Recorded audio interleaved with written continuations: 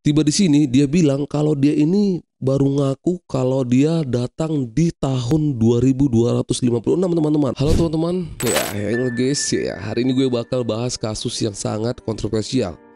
Ini gue bakal bahas kasus tentang seseorang yang berhasil menjelajahi waktu gitu. Katanya banyak orang yang percaya, banyak orang juga yang nggak percaya sih tentang hal ini. Nah, orang ini bernama dengan Andrew Kelsit. Datang dari 2256 balik ke tahun 2003, dan di 2003 dia bisa jadi triliuner dalam waktu 2 minggu dengan cara nanti kalian tonton sendiri videonya teman-teman. Kasus ini juga sampai bikin gempar Wall Street di Amerika. Media-media pada beritain dia semua akan melibatkan FBI, polisi, dan gimana ceritanya kok bisa ini ya datang dari 2256 jadi milioner di tahun 2003. Makanya tonton terus sampai habis. Oke, let's go. Kita intro dulu guys.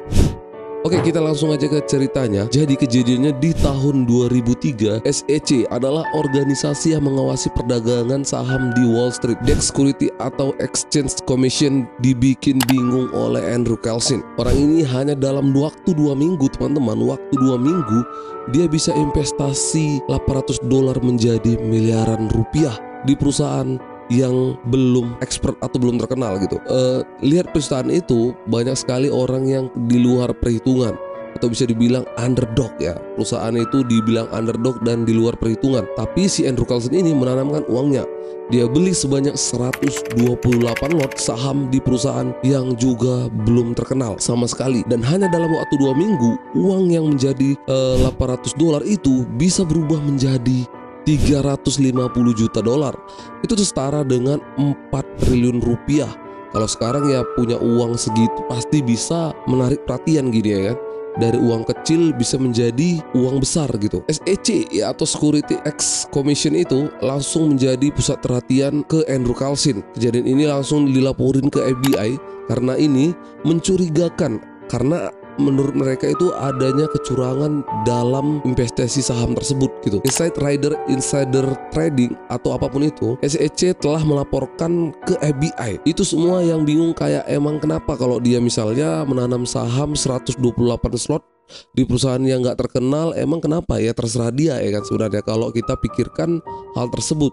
Tapi ternyata gue tadi mikirnya juga begitu guys. Jadi gue pikirin dia suka-suka dia lah ya kan, namanya uang dia mau nanam saham kemana pun bisa aja gitu. Tapi setelah gue baca lagi nih, tahunya itu bener rupanya tempat di mana investasi itu memiliki batasan menanam saham ternyata teman-teman.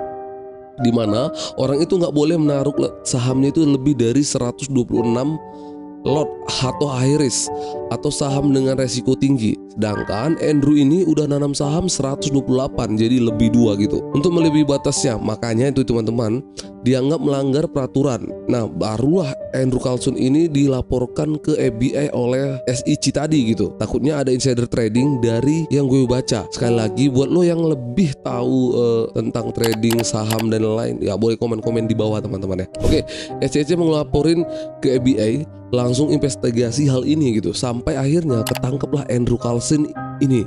Langsung dibawa ke kantor FBI untuk diinterogasi lebih lanjut. Dan pas ditanya sama FBI, kenapa berani nanam saham sebanyak 128 lot gitu di perusahaan yang nggak terkenal lagi gitu, dan belum ada jejak background yang bagus gitu dari perusahaan tersebut. Tiba di sini dia bilang kalau dia ini baru ngaku kalau dia datang di tahun 2256 teman-teman. Dia bilang kalau dia ini udah lihat perusahaan-perusahaan itu bakalan meroket. Jadi dia udah prediksikan langsung balik lagi gitu. Jadi si Andrew Kelsit ini mempelajari stock market di tahun-tahun sebelum 2256 itu. Jadi dia ambil tahun 2003. Nah, sebelumnya perusahaan dia ini investasi meroket ya, lalu diimpusnya lah perusahaan-perusahaan ini sebanyak mungkin sampai 2 minggu kemudian uangnya itu menjadi triliun rupiah teman-teman. Kalau di dolar itu 4 triliun rupiah totalnya gitu. Tapi ya nggak percaya aja kok, apa mana ada gitu ya kan. FBI ini mana ada itu penjelajah waktu gitu. Sekarang pertanyaannya FBI ini masih belum percaya tentang time traveler gitu. Masih tanda tanya, masih banyak keraguan dalam hal itu gitu. Dia juga bilang Kalau katanya dia ini udah berusaha semaksimal mungkin biar nggak mencolok, dia bagi-bagi uangnya gitu kan. Tapi namanya manusia juga serakah ya, jadi bablas gitu teman-teman. Dia nanam 128 slot melanggar peraturan SEC, plus sama dia si Andrew tahan di kantor FBI gitu. Kayak ada sel gitu, kayak hampir penjara, tapi dia khusus di daerah FBI. Andrew Carlson ini ditahan di sana sambil FBI ngelakuin background check ke Andrew Carlson, di mana FBI ini nggak nemuin sedikit pun tentang informasi tentang Andrew Carlson, sedikit pun nggak ada guys. Jadi FBI ini pun agak-agak bingung interogasi ini. Datanglah Andrew Carlson ini berbicara kepada FBI bahwasanya dia akan ngasih tahu informasi yang sangat penting gitu, yang sangat krusial. Nah, dia akan memberitahu di mana tepatnya atau letaknya Osama bin Laden bersembunyi, karena pada saat itu Osama bin Laden ini belum ditangkap gitu. Osama bin Laden ini ditangkap pada tahun 2011 teman-teman, kalau nggak salah, gue lupa ya teman-teman. Ya mungkin agak diralat lah.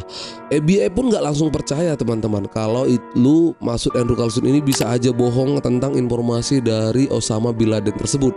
Nggak ada buktinya juga kalau dia ini udah sampai di waktu itu gitu, maksudnya berlalu di waktu itu. SEC akan menuntut Andrew Carlson atas tuduhan insider trader, ada kerjasama antara orang dalam sama perusahaan tersebut, maksudnya gitu teman-teman. Pada tanggal 2 April tahun 2003, sidang pertama Andrew Carlson ini dimulai, tapi Andrew Carlson nggak datang di persidangan tersebut. Akhirnya bubarlah persidangan tersebut. Itu berita tentang Andrew Carlson ini udah bocor katanya ke media. Mungkin di FBI ini mungkin ada orang dalam juga.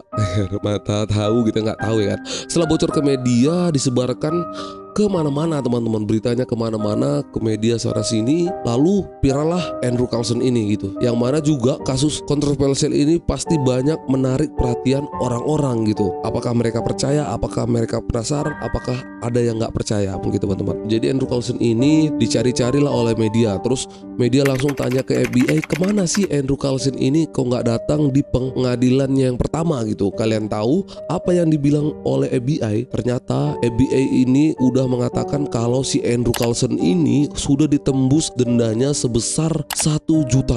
Tapi yang bayar itu, yang nembuskan uangnya ini nggak mau disebut namanya atau anonymous. Andrew Carlson ini dibayarin belnya, dia keluar dari kantor FBI. Berapa hari kemudian media Weekly World News yang dari Amerika itu kalau mereka ini habis teleponan sama Andrew Carlson, dan katanya Weekly World News ini dia sekarang ini si Andrew Carlson ini berada di Toronto. Dia lagi nyiapin perusahaan buat go public gitu teman-teman. Nah, Andrew Carlson ini ditangkap di FBI, ditembus orang dengan $1 juta dan orang tersebut tidak ingin dikasih tahu namanya. Terus dia langsung buka perusahaan go public. Jadi wah, ngeri kali ya teman-teman ya. Mungkin ini adalah berita terakhir tentang Andrew Carlson. Setelah itu gak ada lagi berita tentang Andrew Carlson. Jadi kasus Andrew Carlson ini ya, kalian percaya nggak percaya, boleh kalian cek di internet, boleh kalian cek di mana-mana. Pasti perusahaan yang diinvest oleh Andrew Carlson ini mungkin ya teman-teman ya, akan menjadi perusahaan-perusahaan besar gitu. Karena kasus ini udah menarik banget gitu teman, karena udah melibatkan FBI, polisi, sampai udah ke pengadilan. Wah, ini gokil banget nah ya teman-teman. Oke lah teman-teman, kalau kalian percaya silahkan kasih like, kalau kalian nggak percaya kasih dislike, dan kalau kalian suka dengan atau masih penasaran, komen di bawah. Oke, segitu aja video kali ini. Jangan lupa di like, comment, dan subscribe. See you next video. Thank you for watching. Gue Deden, cabut dulu, bye bye.